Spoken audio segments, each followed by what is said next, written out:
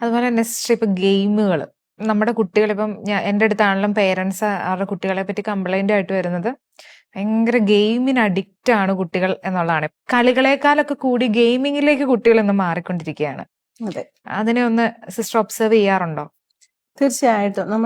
അനേകം നമ്മൾ പത്രത്തിലെ വാർത്തകൾ, ഓരോന്നിനും അടിമകളായിട്ട് കുട്ടികൾ പബ്ജി, ഒത്തിരി നെയിംസ് ഉണ്ട്. എല്ലാ നെയിമും എനിക്ക് പറയാൻ അറിയത്തുകൂടിയില്ല. പക്ഷെ കുട്ടികൾ ഗെയിമിന് അഡിക്ഷൻ ആയിട്ട് ഉള്ള ഒത്തിരി കുട്ടികളെ കുറിച്ച് പേരൻസ് വളരെ കൺസേൺഡ് ആണ്, കൗൺസിലിങ്ങിന് കൊണ്ടുവരാറുണ്ട്.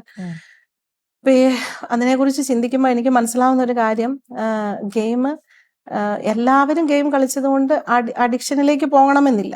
പക്ഷെ നമ്മൾ മുമ്പ് സൂചിപ്പിച്ചതുപോലെ അത് നമ്മുടെ പഠനത്തെയും നമ്മുടെ ജീവിതത്തിന്റെ സാഹചര്യങ്ങളെയും നമ്മളുടെ ഉത്തരവാദിത്തങ്ങളെയും എല്ലാം ബാധിച്ച് അതിൽ നിന്ന് പിന്മാറാനായിട്ട് ബുദ്ധിമുട്ട് അനുഭവപ്പെടുന്നുണ്ട്. അത് ബിഹേവിയറൽ പ്രോബ്ലംസ് ഉണ്ടാക്കുന്നുണ്ട്. ഫ്രസ്ട്രേഷൻ, ഇറിറ്റേഷൻ, അഗ്രസീവായിട്ടുള്ള രീതിയിലേക്ക് പോകുന്നത് ഉപയോഗിക്കാൻ പറ്റിയില്ലെങ്കിൽ അങ്ങനെയൊക്കെ ഉള്ളതാണല്ലോ അഡിക്ഷൻ എന്ന് നമ്മൾ പറഞ്ഞത്. അപ്പം നമ്മൾ ഈ ഗെയിമുകളൊക്കെ ക്രിയേറ്റ് ചെയ്യപ്പെട്ടിരിക്കുന്നത് തന്നെ ഈ കുട്ടികളെ അങ്ങനെ ഫോക്കസ് ചെയ്താണല്ലോ. ഉദാഹരണത്തിന് BF സ്കിന്നറിന്റെ ഓപ്പറന്റ് കണ്ടീഷനിങ് എന്ന് പറഞ്ഞാല്, ഞാനിത് കളിക്കുമ്പോൾ എനിക്ക് കിട്ടുന്ന ഒരു സന്തോഷം, നമ്മൾ പറഞ്ഞ പോലെ ആ ഡോപ്പമിൻ റിലീസ് ചെയ്യുന്നുണ്ട്. പിന്നെ എനിക്കൊരു റിവാർഡ് കിട്ടും. ഞാനത് കളിച്ച് ജയിച്ചു കഴിഞ്ഞാല് നമുക്കറിയാം, നമ്മളത് വിൻ ചെയ്യുമ്പോൾ എന്തൊക്കെയാ അതിലേക്ക് വരുന്നത്, യു വൺ, വലിയൊരു മെസ്സേജാ. വലിയ വലിയ ബലൂണൊക്കെ പറപ്പിച്ച് അല്ലെ ഗ്ലിറ്റേഴ്സ് ഒക്കെ ഇട്ട് അല്ലെ ഭയങ്കര ഒരു സംഭവമാക്കും. അത് കണ്ണിനും വളരെ കൗതുകകരമാണ്, നമുക്ക് തന്നെ കാണുമ്പോൾ എക്സൈറ്റ്മെന്റ്. നമ്മുടെ ഇമോഷൻസ് എപ്പോഴും പോസിറ്റീവ് ആക്കുന്നുണ്ട് ഗെയിമിൽ വിൻ ചെയ്താൽ. പിന്നെയും നമുക്കൊരു നല്ല നെയിം തരും, പ്രോ പ്ലെയർ, അല്ലെങ്കിൽ ഒരു ലെവല് കഴിഞ്ഞു, വൺ ലെവല് സക്സസ്ഫുള്ളി പാസ് കഴിഞ്ഞ അടുത്ത ലെവലിലേക്ക് ഒരു മോട്ടിവേഷൻ തരുന്നുണ്ട്. അപ്പൊ നമുക്കൊരു മോട്ടിവേഷൻ തരുന്നുണ്ട്, നമ്മൾ ഡോപ്പമിൻ നമുക്ക് സന്തോഷം തരുന്നുണ്ട്, റിവാർഡ് തരുന്നുണ്ട്, നമുക്ക് എക്സൈറ്റ്മെന്റ് തരുന്നുണ്ട്, നമുക്ക് മെസ്സേജസ് കാണുവാ നമ്മുടെ യു വൺ, നീ നന്നായിട്ട് ചെയ്തു, ഒരു അഭിനന്ദനം തരുന്നുണ്ട്. അപ്പം ഈ ഗെയിം എല്ലാം ഓറിയന്റ് ചെയ്തിരിക്കുന്നത് അങ്ങനെ അവന്റെ മനസ്സിനെ കീഴ്പ്പെടുത്താൻ വേണ്ടിയിട്ട് തന്നെ ഓറിയന്റ് ചെയ്തിരിക്കുന്നത്. അപ്പോൾ എന്റെ ഒരു ചോദ്യം ഞാൻ ലിനറ്റിനോട് ചോദിക്കുക, ഇപ്പൊ നമ്മുടെ വീടുകളില് അപ്പന്റെ അമ്മയുടെയും പ്രോത്സാഹനം, അംഗീകാരം, റെസ്പെക്ട്, വാലിഡേഷൻ ഒക്കെ കിട്ടാത്തൊരു കുട്ടി, ഉദാഹരണത്തിന് അവന്റെ ബാക്കി ആവശ്യങ്ങളെല്ലാം നിർവഹിക്കപ്പെടുന്നുണ്ട്, അവന്റെ വൈകാരിക ആവശ്യങ്ങളൊന്നും നമ്മൾ വളരെ അന്വേഷിക്കുന്നില്ല. ആ കാര്യത്തില് ഇപ്പൊ 45 മാർക്ക് വാങ്ങിച്ചാലും കുട്ടിയോട് നമ്മൾ ബാക്കി 5 എന്തെന്ന് ചോദിക്കുന്നു, അല്ലെ കമ്പയർ ചെയ്യുന്നു, അവനെ കണ്ടുപിടിക്കുക, ഇവരെ കണ്ടുപിടിക്കുക, ഞങ്ങളുടെ കാലത്ത് ഇങ്ങനെ ആയിരുന്നു, ഇങ്ങനെയൊക്കെ നമ്മൾ പറയുന്നു. പക്ഷെ അവൻ കടന്നു പോകുന്ന അവന്റെ വൈകാരികമായ മേഖലകളിലേക്ക് നമ്മൾ വളരെ അധികം ഒന്നും പോകുന്നില്ല. അങ്ങനെയുള്ള ഒരു കുട്ടിക്ക് പ്രോത്സാഹനം കൊടുക്കുന്നില്ല, സ്നേഹം പ്രകടിപ്പിക്കുന്നില്ല, എക്സ്പ്രസ് ചെയ്യുന്നില്ലാത്ത ഒരു കുട്ടി ഗെയിം കളിക്കുമ്പോൾ ഇങ്ങനെ കിട്ടുമ്പോൾ അവന് വേണ്ട വാലിഡേഷൻ, അവന് വേണ്ട മോട്ടിവേഷൻ, അവന് വേണ്ട അംഗീകാരം എല്ലാം അവിടെ കിട്ടുമ്പോൾ അവന് വീണ്ടും ചെയ്യാൻ തോന്നുന്നത് ഈ ഗെയിം കളിക്കാനായിരിക്കും. ഉറപ്പാണ്.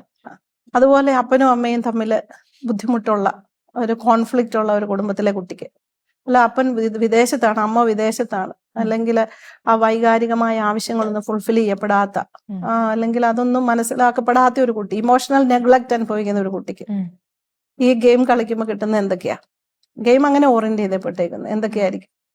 ഈ പറഞ്ഞതുപോലെ തന്നെ ഒരു ആരൊക്കെ അവന്റെ കൂടെ ഉണ്ട്, അവനെ അപ്രീസിയേഷൻ കിട്ടുന്നുണ്ട്, അവന് പ്രോത്സാഹനം കിട്ടുന്നുണ്ട്, മോട്ടിവേഷൻ കിട്ടുന്നുണ്ട്, റിവാർഡ് കിട്ടുക. അപ്പൊ അതൊരു ഇൻസ്റ്റന്റ് ഗ്രാറ്റിഫിക്കേഷൻ എന്ന് നമുക്ക് വേണേൽ പറയാം.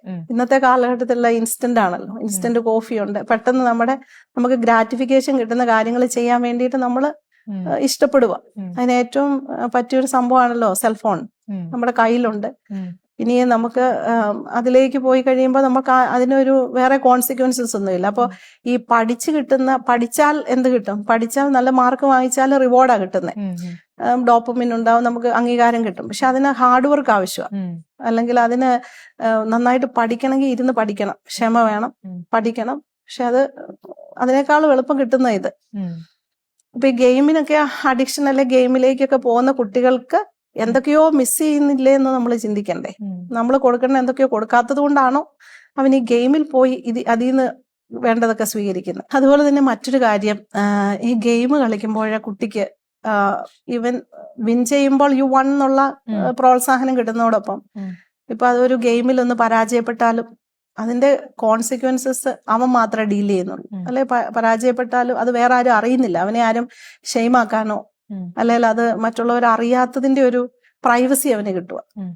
അത് ഒരു പക്ഷേ എൻ്റെ ചിന്തയിലുള്ളത്, ഇപ്പം നമ്മൾ വീടുകളിലൊക്കെ നമുക്കൊരു തോൽവി വന്നാൽ നമ്മൾ അതിനെ എങ്ങനെയാ, നമ്മൾ പറയാറുണ്ട് തോൽവി വിജയത്തിന് മുന്നോടിയാണ്. പക്ഷെ നമ്മൾ തോറ്റിട്ടാണ് ജയിക്കാൻ പഠിക്കുന്നത്, അല്ലെ തോറ്റാലാണ് ജയത്തിന്റെ മാധുര്യമൊക്കെ അറിയുന്നതെന്ന് പറയും.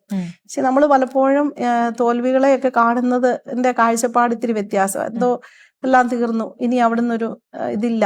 അപ്പോൾ നമ്മുടെ ഇമോഷൻസ്, നമ്മളുടെ നമ്മൾ എന്താണ് എക്സ്പ്രസ് ചെയ്യുന്നതൊക്കെ ഉള്ളത് കുട്ടികളെ ബാധിക്കുന്ന കാര്യമാണ്. അപ്പം നമുക്ക് നല്ല അച്ചീവ്മെന്റ് ഓറിയന്റഡ് ആയിട്ടുള്ള പേരൻസ് ആണെങ്കിൽ ഒരു തോൽവി വന്ന കൊച്ചിന്റെ ഒരു തോൽവിയാ പിതാവ് അല്ലെ മാതാവ് എങ്ങനെയായിരിക്കും കാണണ്ടേ?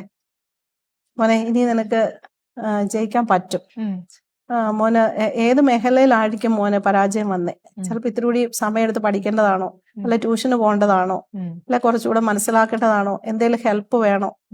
അപ്പൊ അവിടെ ഒരു എമ്പതിയാ. ആ എമ്പതിയോടെ അവനെ കാണാതിരിക്കുമ്പോ അവൻ ലേൺ ചെയ്യുന്നത് എന്തായിരിക്കും? ഞാൻ തോറ്റു കഴിഞ്ഞാൽ എനിക്ക് എന്റെ വീട്ടിൽ കയറാൻ പറ്റില്ല, ഞാൻ അക്സെപ്റ്റബിൾ അല്ല, എനിക്ക് അതിന്റെ കോൺസിക്വൻസസ് വാക്കിലൂടെ കിട്ടും, പെരുമാറ്റത്തിലൂടെ കിട്ടും. ചിലപ്പോൾ നമ്മുടെ വേർഡ്സ് ഒക്കെ ഇത്തിരി മീനാകാറുണ്ട്. മറ്റുള്ളവരെ കണ്ടുപഠിക്കുക, നീ ഇങ്ങനെ ഫോണും എടുത്തോണ്ടിരുന്നിട്ടല്ലേ, ഇങ്ങനെ ഒരു ബ്ലെയിം ഉണ്ടാവും.